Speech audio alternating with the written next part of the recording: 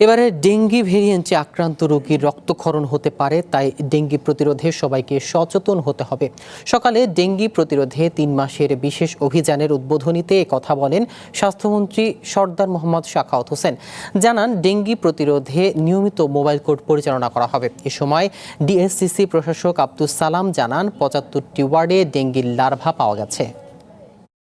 ডেঙ্গুর 4টে ভেরিয়েন্ট আছে, একবার এক এক গ্রুপে তারা ভূত যেমন এক এক দিন এক এক রূপ ধরে, গল্প শুনতাম। এই ডেঙ্গু রোগটা এক এক বছরে এক একটা রূপ ধরে, কোনো সময় হালকাভাবে থাকে, কোনো সময় বেপরোয়াভাবে হয়। যেমন এবার ডাক্তার সাহেবরা ইঙ্গিত দিচ্ছেন যে এটা এবার হ্যামোরেজিং হতে পারে, রক্তক্ষরণ হতে পারে, which is very dangerous for life.